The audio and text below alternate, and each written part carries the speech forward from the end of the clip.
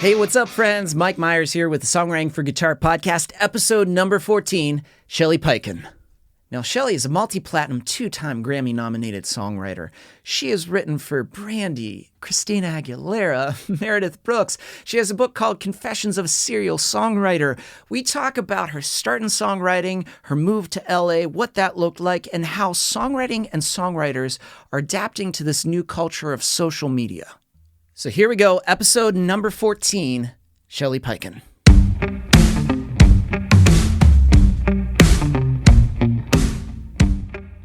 I mean, your record, you're a multi-platinum songwriter, two-time Grammy nominee. You have a book that's called, I love this, Confessions of a Serial Songwriter. Yeah. Do you feel like songwriting is just something that was in your blood from the beginning? I think I sort of discovered it on the way. Music was speaking to me, and if it didn't have words, I was always coming up with words that could go with music that needed Yeah. them, or that I thought needed. I don't know. It just spoke to me. And I was always writing songs, I think, when I was even little as therapy before I realized it could be a profession. Didn't go to college for it, but always ran up to the music building and locked myself in a room and wrote songs. And it wasn't until I got out of college that I realized that there were people out there that were making a living as songwriters and not necessarily recording their own songs. These were songs that other people were recording, which was wild to me because I always thought that every song I heard on the radio was written by whoever sang it. And that Yeah. wasn't true. And it's just like, wait a minute, there are other people that write That for writes other these songs. songs. Right. Now, when you were saying you were, as you were growing up, you were writing songs, were there particular bands and artists that you gravitated towards in your writing? I loved women singer-songwriters. Well, not just women. I loved Carly Simon. I appreciated Joni Mitchell, but I didn't really identify as much with her songs as I did with someone like let's say Carly Simon, who was sort of a confessional writer. She looked within herself and examined her inner workings and wrote about them. And Carole King, who I adored as well. Loved James Taylor, loved Billy Joel, loved Hall & Oates, and I loved the Eagles. I loved bands, Crosby, Stills, and Nash. I loved Cat Stevens, and, the songs were just so music then. I think, songs were just so much more than about going to clubs and hooking up and, we still and will always write about love. Whose Yeah. subject isn't it a favorite of? But there was so much more back then. You could write about a ladybug. You could write about a dog or a frog. You know what I mean? There were songs about these things that were hits. And I feel like our range of vision, our boundaries have shrunk. You feel like it's now limited a little bit. We're no longer thinking like, oh, it could be this, but it's like, no. Yeah. It can only be about these three things. Well, it can be about much more, but I think this thing called algorithms has changed the psyche of songwriters. And my profession has been half for my soul because I had to. The money wouldn't have mattered. But because I had to make a living, income mattered.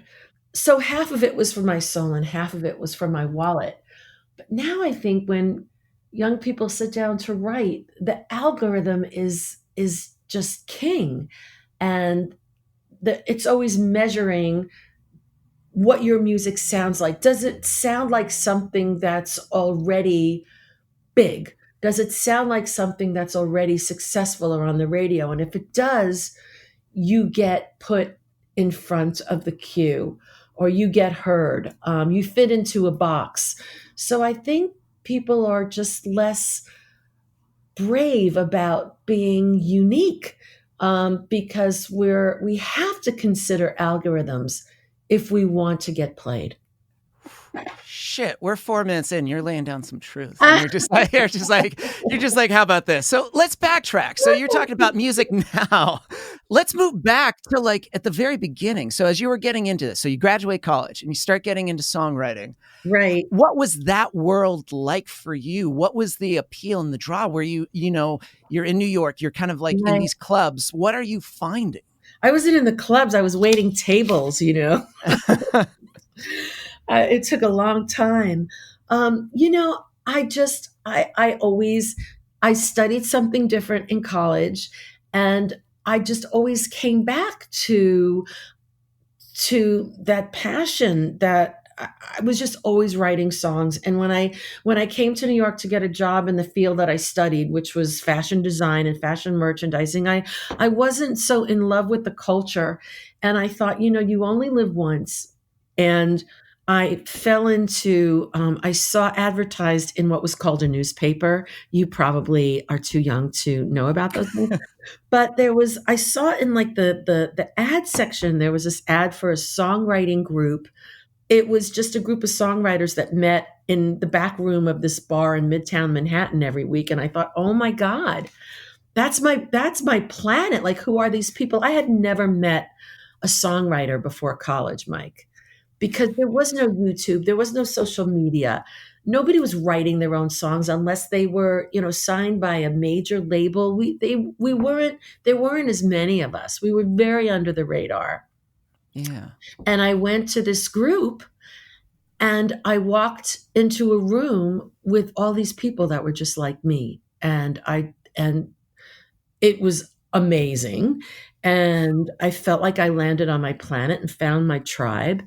And I befriended them, and they said, dude, you could make a living doing this. You got to write songs. We demo them. We pitch them. We send them to labels. And they took my hand and they brought me down to Bleecker Street and showed me all the Bitter End and Kenny's Castaways and CBGB's, all these places where you could walk into on a Wednesday with your guitar or sit at their piano and get 20 minutes to work out your stuff. And I just thought, this is my life. This speaks to me. It resonates. I'm happy while I'm doing it. I'm excited. I'm motivated. I'm inspired. And I just said to my dad, thank you for my college education. I got so much more out of it than just my schoolwork.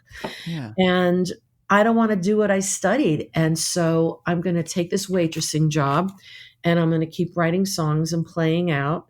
And that's what I did. I waitressed at the Grand Hyatt in New York on 42nd Street, that glass structure that sticks out over the street.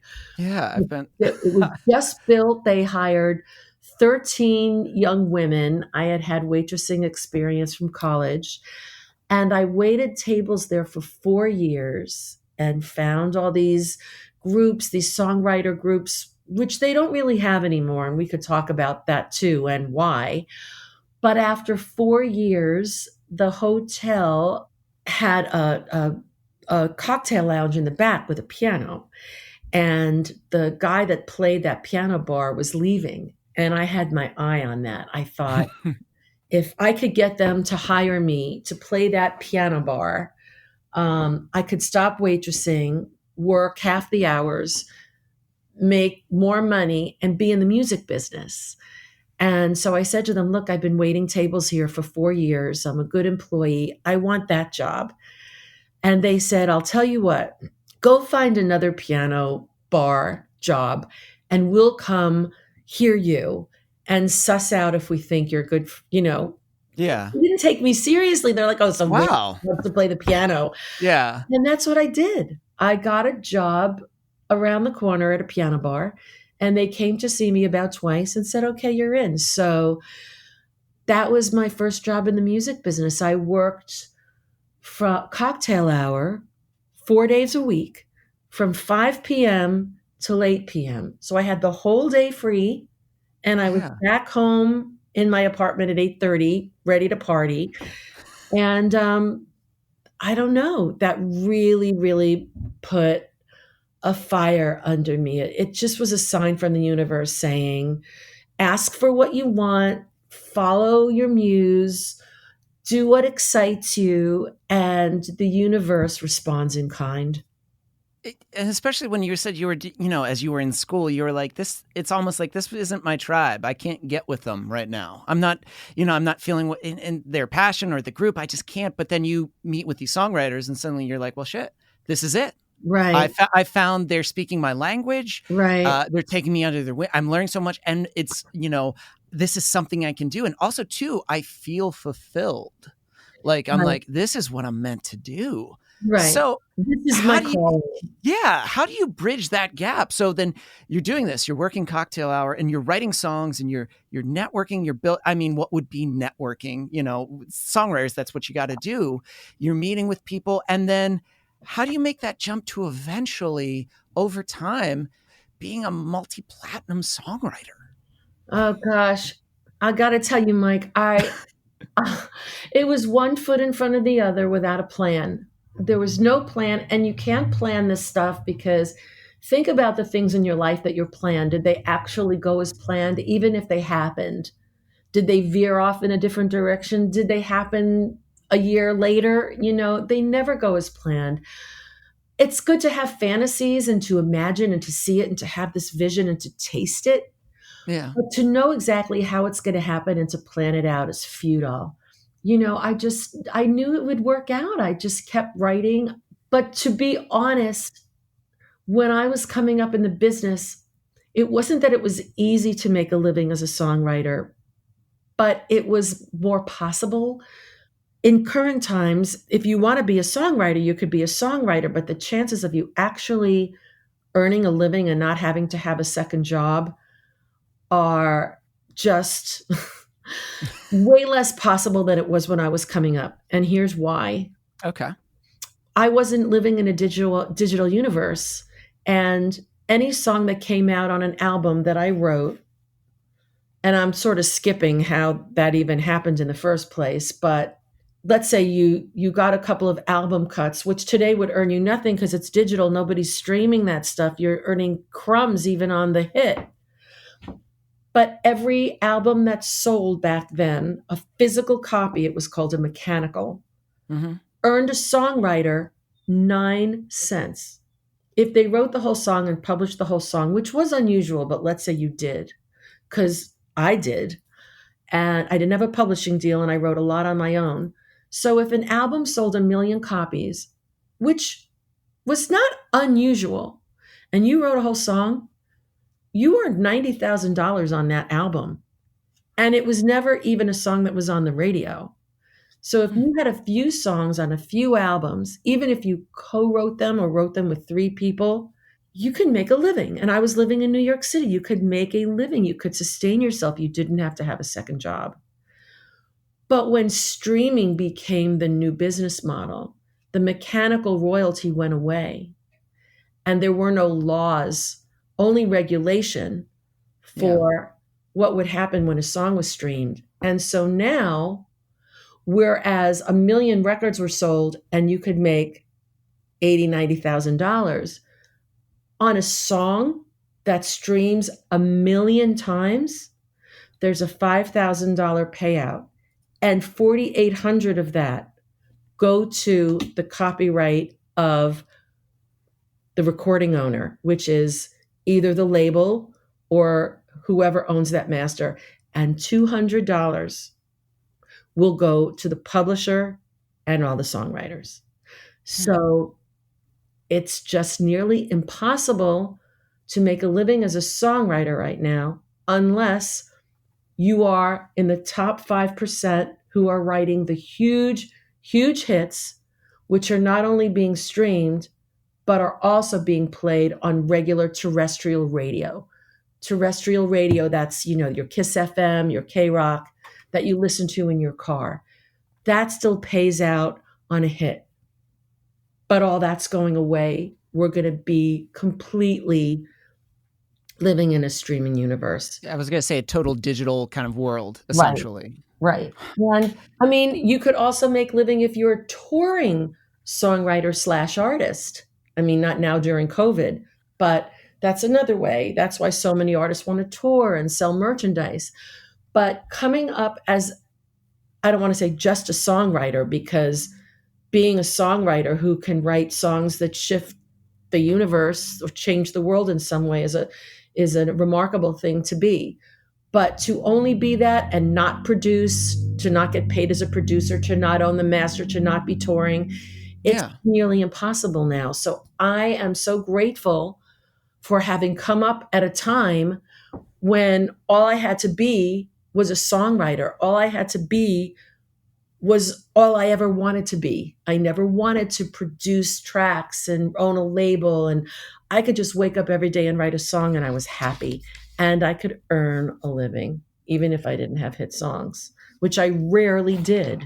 But I feel too what you're saying too in that time of growing up where there was no, you weren't, well, let me check Instagram really quick and just see like what's Right. happening, what's trending.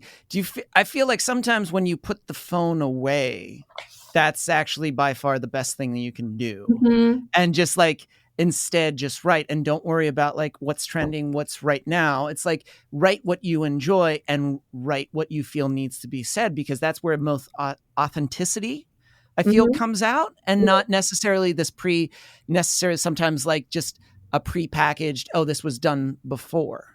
Right. I mean, when you look at it, I mean, I hope maybe you'll get a chance to read my book. I talk a lot about this. We're all following the trends and we're all following the algorithms. But when you look at who really broke, they weren't. Like when Lord broke, it was this new sound. She wasn't following something, she was really doing her own thing. When Adele broke, and these artists were huge, right? Mm-hmm. So, I mean, I guess I'm saying two things. We need to follow algorithms, but I think we need to find a way to consider algorithms, not be a slave to them, and still take a chance and honor what is unique about us. And even if we do that, statistically, it's still going to be, we're going to have a minute chance of breaking through. But if we do so big and we do so with self respect because we stay true to ourselves and maybe we last longer. I mean, there's so many artists out there following algorithms. And they're doing great this year. I just wonder where they're going to be in 5 years. Mm. Whereas years ago, I mean, there are artists out there that came out during an analog world that are still huge. They didn't fall away in 5 years. Can we still have those kind of artists? Like we still have, and I don't want to say the Beatles because the Beatles are just a phenomenon, but take Stevie Wonder, Yeah. take who's touring, there's take Elton John, take Bruce Springsteen, okay? If those artists came out now, could they survive? Would they get signed? Could they survive? If they did, would they be around? Well, I'm interested to see if Lady Gaga is still going to be as big as she is today in 10 years, or Billie Eilish.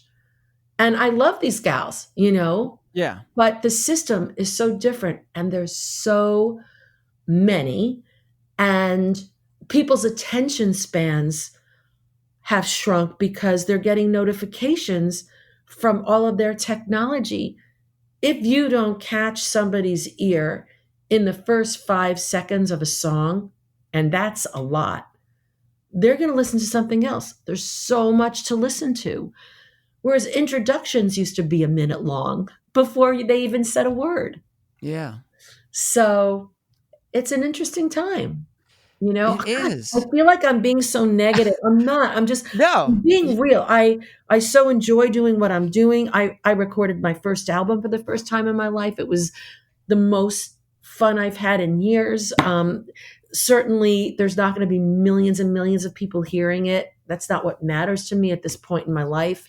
I have a lot of positive energy, and the glass is always half full. But I'm just talking reality here. And for young people who have the same dream as I did, with the same passion and the same vision and the same belief, they should put one foot in front of the other and just do it. I think you're just observing it as how it's changed and how it affected you. And you're like, wow, and now you're looking at young people maybe getting into it sometimes, not thinking about the long-term thing, but just like the short-term gratification of like, I got to get that I got to get that number one. And like your album that you put out, I did listen to because it's, especially reinterpretations of hits you've done.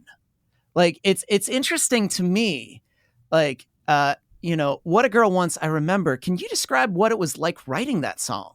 What was that like? What a Girl Wants? Yeah, I'm super interested because I remember that coming out. Right. Another day, another plan that I didn't have. I went over to my friend Guy Roche, who I wrote with a lot back then, and I had a receipt or a napkin in my bottom of my jacket pocket. I scribbled something on it the day before about getting the nerve to move to Los Angeles from New York. And my boyfriend had been giving me a lot of space to try to get here. And I finally did. And I had scribbled some thoughts down about that. And he was just playing something on the keyboard. And I thought, gosh, those words I wrote down yesterday kind of would go nicely with this. What he's playing makes it a very positive, feel-good, uplifting kind of song. And we just married them, and I have to tell you, we must have sent that song out to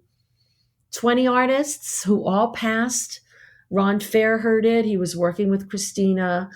A lot of success is about the right song at the right time with the right artist, and it couldn't have been in a better when he told us about Christina, we just like, yeah, oh yeah, another Musketeer, really, I don't know. But I trusted Ron, and I met Christina, and she was adorable, and she could really sing, and I thought, I don't know, this could work. So that is, just how you're like, I scribbled this down. It was a thought I had. And it's like, well, your other hit, like, Bitch, you were, I think I heard a little bit of the story, and you can correct me if I'm wrong. You were like in a car and you were smoking and what was going through your head? And like there's a line that popped out to you. You're like, oh my God, that could be a song. Yeah. Well, and songwriters have to have their antennae up all the time.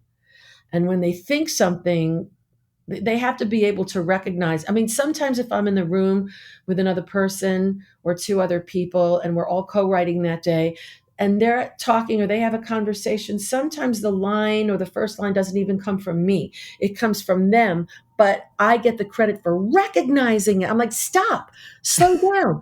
What did you just say? And they go, what? What do you mean? I'm like, that thing you just said, that's it. It's half of being a good songwriter, I think, is just recognizing what would resonate. I was driving home from a session that night. I had been writing songs for 10 years. All of them were album cuts. I had never had a hit. It felt like everybody around me, all my colleagues were having these hit songs, and I just could not get arrested. And that was my thought. I stopped at a red light. I was on my way home.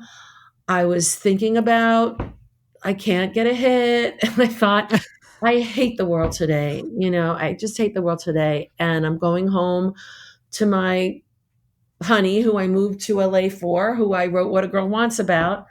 And thank God he's going to understand this foul mood. And he loves me no matter what, even though sometimes I could be such a bitch. And then I thought, oh my God, there it is. And I went home and I called Meredith, who I had met recently, and I knew we had a lot in common. And we knew we were both complicated and determined women. And I said, I have this idea. You need to come over tomorrow. And she did. And I told her, and she said, I totally get it. It wasn't like I was putting words in her mouth because she knew what I was talking about. She had been, trying to get a record deal for a long time as well. And she had the goods, and it just was never the right time, right place. And that song was the ticket for both of us. All these little bits, especially when you were like, when you hear a conversation, you're like, ho, ho, ho, slow down. What you're saying right there. What'd you say? To me, another person, we talked about her before recording, like Judy Stakey does that. I remember when I was at a retreat, I was saying something. She was like, what'd you say? What was that? What was that phrase? That Uh-huh. thing. And it's just funny because I think, as when we started, we talked about, how music has changed and it's this, algorithm and we're looking at our phones. I think it's because sometimes it's hard to miss those. You said your antennas have to be up.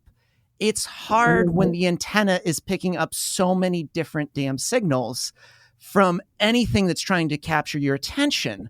If it's your phone, and meanwhile, these moments like a conversation or a thing that you see gets passed over that could have been a really killer song. Right. But you just totally fucking missed it because you were just like, somebody posted something. Right. Interesting.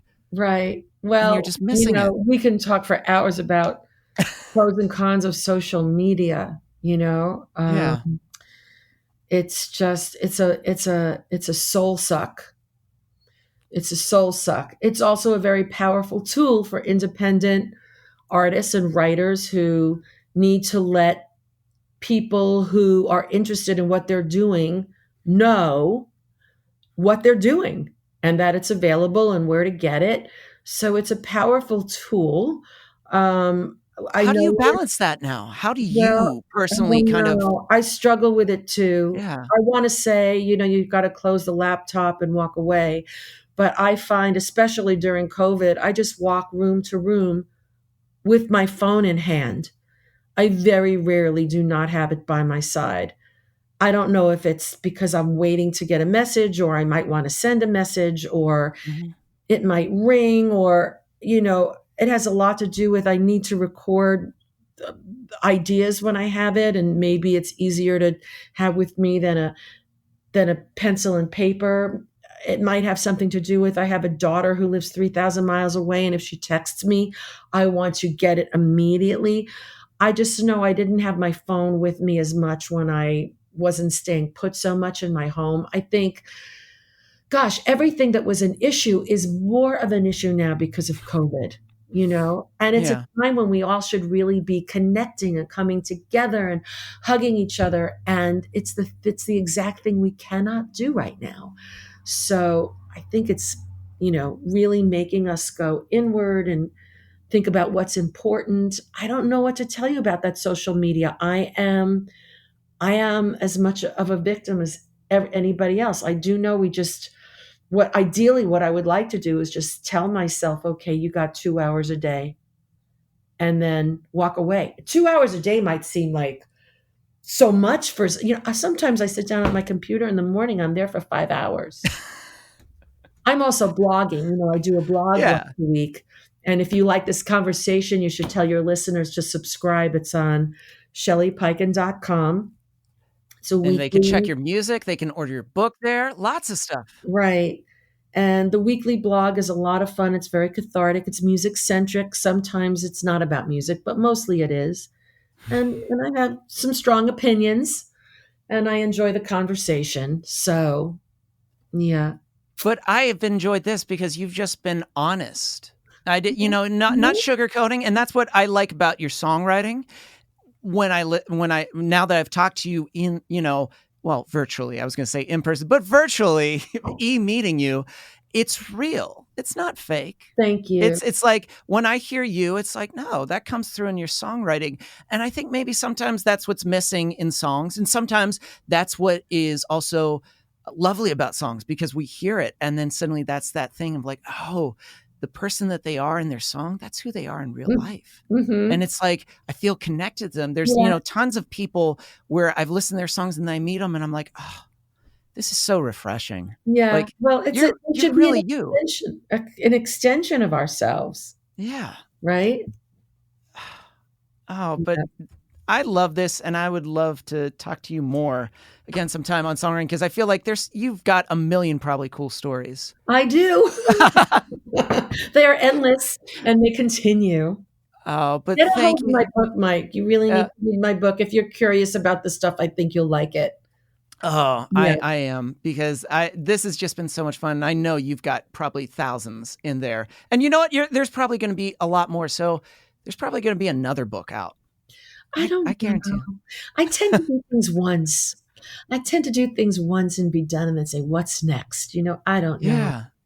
And my editor will say to me, what, you got to write another book. And I didn't sit down to write this book because I wanted to write a book. I sat Mm-hmm. down because I had stories to tell. I didn't even realize it was going to be a book, and it sort of took on this life of its own, and then revealed that it was revealing that it could be this emotional arc of a story. It's not a how-to book. It's really an emotional arc of a songwriter who survived over, 3 decades and counting.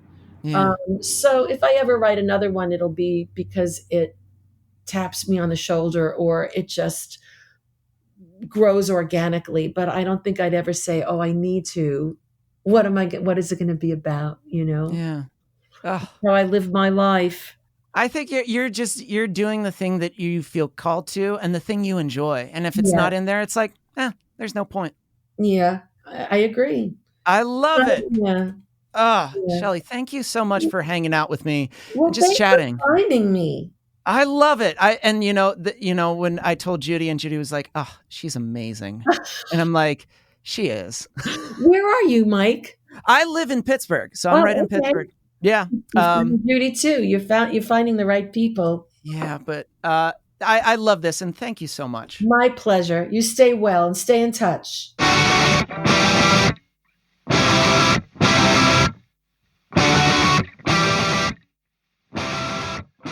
Now, one of the first times I heard Shelly speak, she said, if you're going to be a songwriter, you have to love it. It has to become a discipline. You need to sit down and you need to write every day. And I couldn't agree more with that. It's true when it comes to guitar. If this is a thing that you're using to communicate your songwriting, you need to focus. You need to focus on the craft of guitar. Because if that is your main way of communicating songwriting, you need to understand voicings. This is one thing that I talk about over and over because it's crucial. It is so crucial. If you want to adopt different flavors, different melodic possibilities, if you want things to sound sometimes commercially viable and not dated, you need to understand voicings. And that's why I created the Songwriting Guitar's Quick Start Guide. If you just go to songwritingforguitar.com, main homepage, you click the button, download Quick Start Guide, you're going to get access to it ASAP. You can start throwing in your songs and start using it because the best practice is implementation. It's one thing reading about it, it's another thing doing it because guess what? You can write kick-ass songs. That does it for this week's episode. It was edited and produced by Chris Fafalius. I'm Mike Myers. Until next time.